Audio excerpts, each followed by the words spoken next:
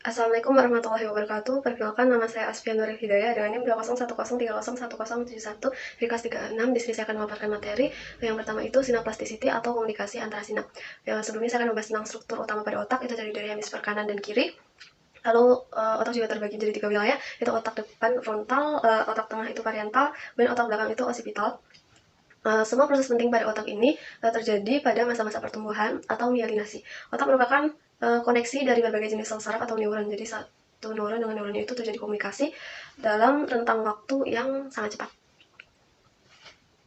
Lalu selanjutnya hubungan antar sinap itu terdiri dari 3 jalur utama, yaitu sinyal elektrik di otak, terus ada sinyal neuro atau neurotransmitter, dan ada Gate Johnson. Terus neuron dapat berkomunikasi dengan melepaskan bahan kimia yang disebut dengan neurotransmitter melalui akson ke dendrit lainnya. Neuron merupakan salah satu struktur yang kompleks pada tubuh manusia, dan neuron itu merupakan alat komunikasi, sistem komunikasi utama yang ada di tubuh manusia yang menghantarkan impuls arus listrik pada tubuh. Nah, di dalam neuron itu ada beberapa bagian. Yang pertama ada dendrit. Dendrit menerima dan menghantarkan rangsangan ke badan sel. Terus di badan sel itu menerima rangsangan dari dendrit, kemudian meneruskan ke akson. Kemudian nukleus, di badan sel itu ada nukleus, fungsinya untuk mengatur neuron, mengatur jalannya neuron itu tadi. Terus kan tadi udah sampai di akson. Di akson itu dilanjutkan ke sel yang lain. Terus ada selubung myelin itu untuk melindungi si akson. Ada selson itu untuk menyediakan makanan dan juga meregenerasi si akson. Terus ada nodus transfer, fungsinya untuk mempercepat transmisi impuls saraf. Kemudian ada sinap, pertemuan antara ujung neurit. Di ujung akson itu ada katong bulbul akson yang berisi zat kimia yang disebut dengan transmitter. Kemudian ada acetylcholine juga dan cholinesters untuk menyampaikan impuls saraf pada sinaps.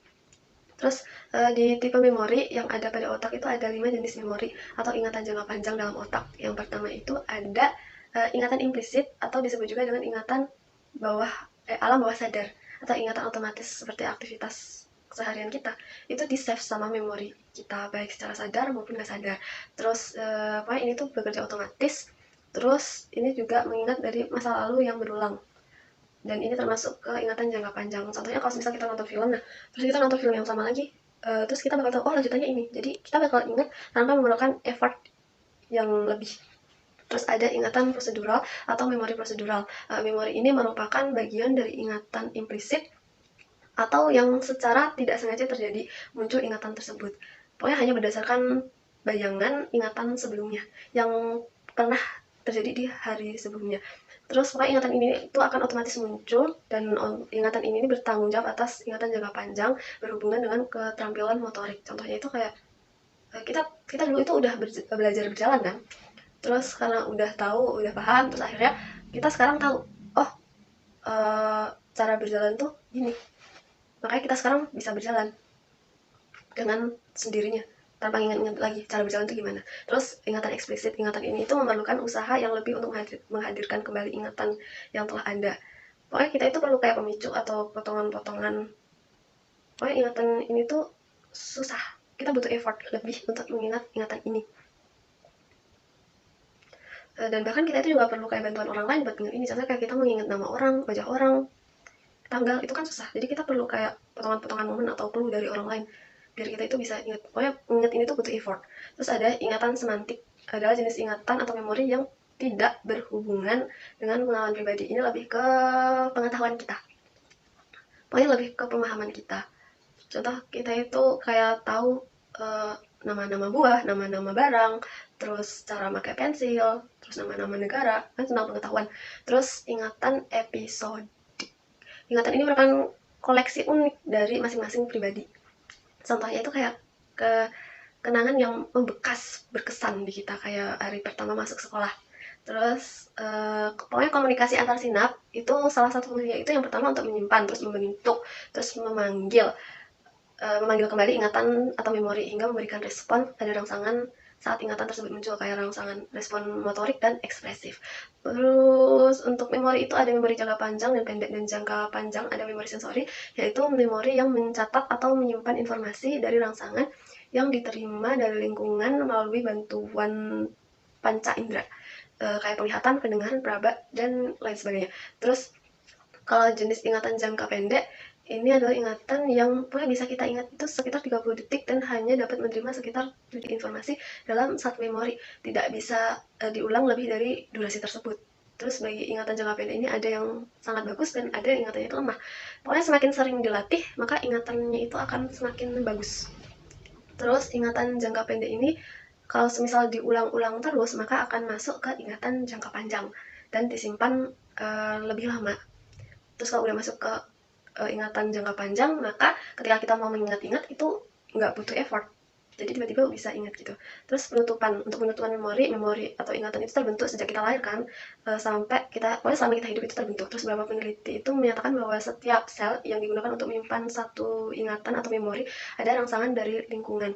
Maka ingatan akan terbentuk melalui 3 tahapan. Yang pertama itu tahap belajar, yang proses di mana informasi itu diterima oleh indera tubuh. Kemudian tahap retensi, yaitu proses informasi itu disimpan oleh otak. Dan kemudian tahap retrieval, yaitu memanggil kembali ingatan yang telah tersimpan sebelumnya dan membentuk ingatan baru. Terus selanjutnya ada air mata. Kalau kita menangis itu kan memproduksi air mata. Nah, itu air matanya itu diproduksi langsung oleh kelenjar makrimal yang berada pada kelopak mata bagian atas. Nah, air mata ini diproduksi dan menyebar di seluruh permukaan mata. Terutama penyebaran itu terjadi saat kita berkedip. Saat kita berkedip, air mata kemudian kan mengalir dari lubang kecil di sudut kelopak mata bagian atas bawah.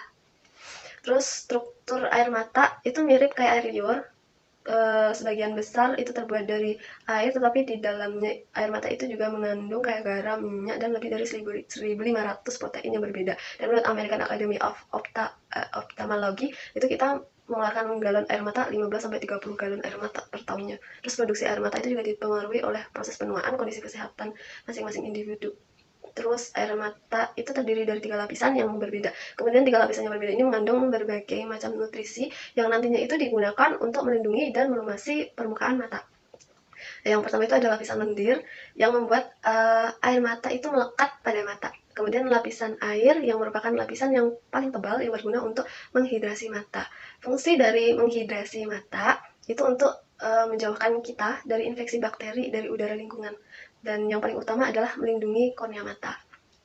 Terus yang terakhir itu ada lapisan minyak. Lapisan minyak ini berfungsi untuk mencegah lapisan lain menguap dan juga menjaga permukaan air mata itu tetap halus.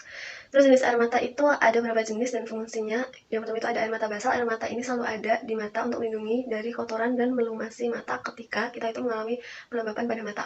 Terus ada air mata refleks. Air mata refleks ini muncul secara refleks saat mata itu mendapat rangsangan dari luar, kayak benda asing, debu, dan lainnya, yang memicu atau bisa memunculkan reaksi iritasi. Contohnya itu kayak ketika kita memotong bawang.